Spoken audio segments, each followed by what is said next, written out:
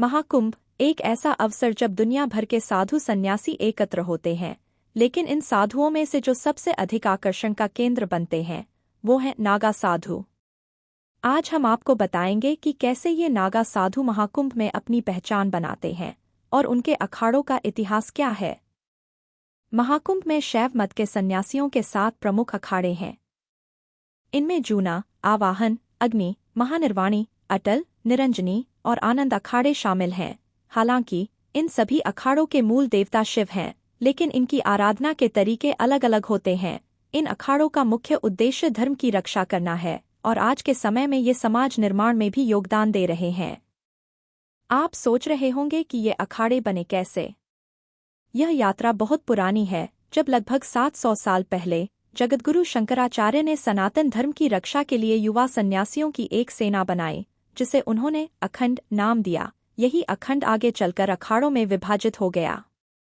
महानिर्वाणी अखाड़े के महंत रविंद्र पुरी जी कहते हैं, महाकुंभ से पहले सभी अखाड़ों में धर्म ध्वजा स्थापित की जाती है। इसका मतलब होता है कि अखाड़े के सभी सन्यासियों और श्रद्धालुओं के रहने और भोजन की व्यवस्था अब पूरी तरह से तैयार है। ध्वजा का रंग भगवा होता है, लेकिन हर अखाड़े का ध्वज फहराने का तरीका अलग होता है।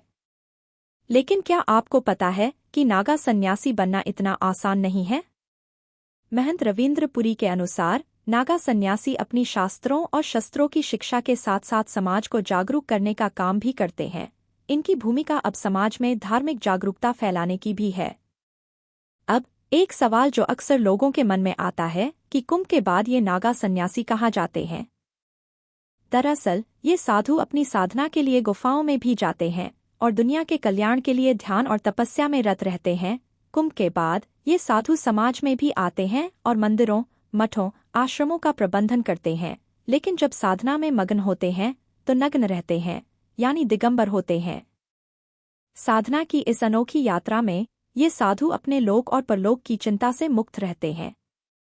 यह सच है कि नागा सन्यासी अपनी परंपराओं और समर्पण के साथ समाज में एक अलग ही छाप छोड़ते हैं।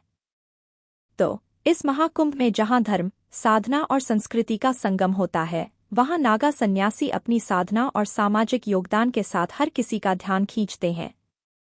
आइए हम भी उनकी साधना और समर्पण से कुछ सीखें और अपने जीवन को बेहतर बनाने का प्रयास करें। जय शिव शंकर।